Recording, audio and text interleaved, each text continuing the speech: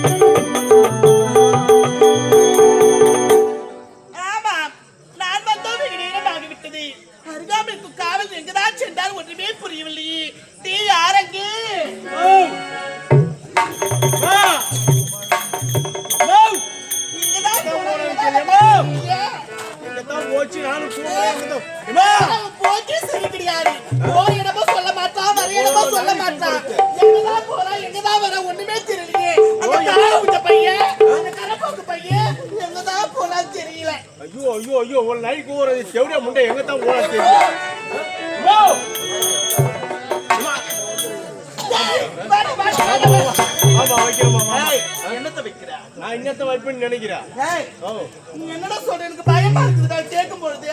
உனக்கு பயமா இருக்குதா? ஆமா. ஐயோ ஐயோ.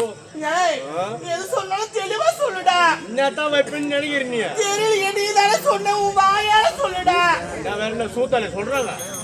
என்னடா உனக்கு வணக்கம் வைக்கிறேன்னு சொன்னேன். அப்படி தெளிவா சொல்லி நீ சொல்றத பார்த்தா நான் என்னமோ பயந்து விட்டுட்டேன்டா. யார் நீயா? ஆமாண்டா. நீ ஊரே ஒலைக்குள்ள போட்டு போடுவோன்னா அப்படி சொல்லுடா. ஏய் என்கிட்ட நீ மொட்டையா பேசி நீ பட்டியா வாழாத. சரி சொல்லுமா.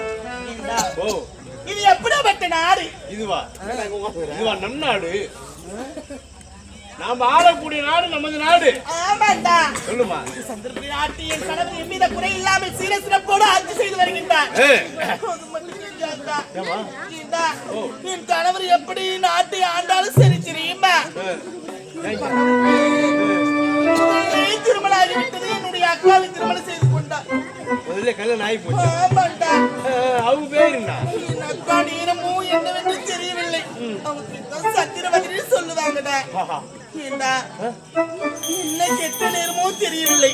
என் அக்காவும் திருமணம் செய்து அழகான ஒரு பெண் குழந்தை ஈண்டெடுத்து உடனே என் அக்கா இறந்து விட்டாருடா. ஆமாண்டா. அந்த பெண் குழந்தையை வளர்ப்பதற்காக என் கணவர் என்னை இரண்டாவதாக திருமணம் செய்து கொண்டார். இரண்டாவது தரமா? ஆமாண்டா. யாரு குழந்தை? அக்கா குழந்தை. அது அக்கா குழந்தை இருந்தா உன் குழந்தை என்ன? ஆமாண்டா. குழந்தை போல் பாவித்து வளர்க்க வேண்டும் தான் உடனே கல்யாணம் பண்ணி வந்திருக்காரு. சம்மதமே கிடையாது. ஏன் தெரியுமா?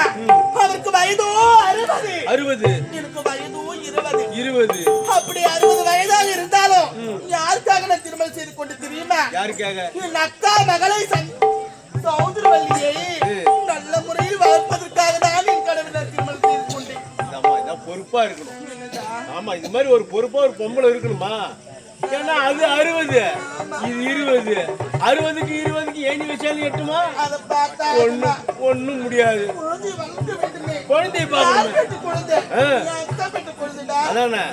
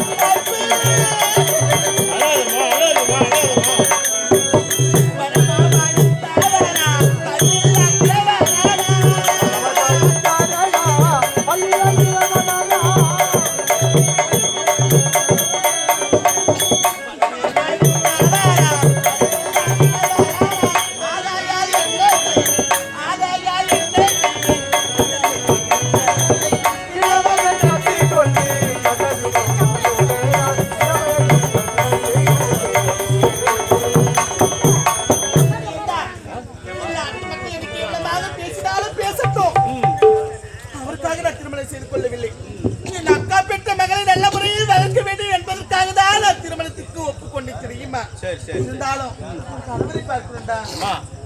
மகள் காப்பாரி அவர் யாருக்கு ஆணாகவும் பெண்ணுக்கு பெண்ணாகவும் எவ்வித குறை இல்லாமல் சிறு சிறப்போடு வளர்த்து வருகின்றேன். குடும்பத்துல ஒண்ணே ஒண்ணு கண்ணே என் மகளை பார்க்கணும்.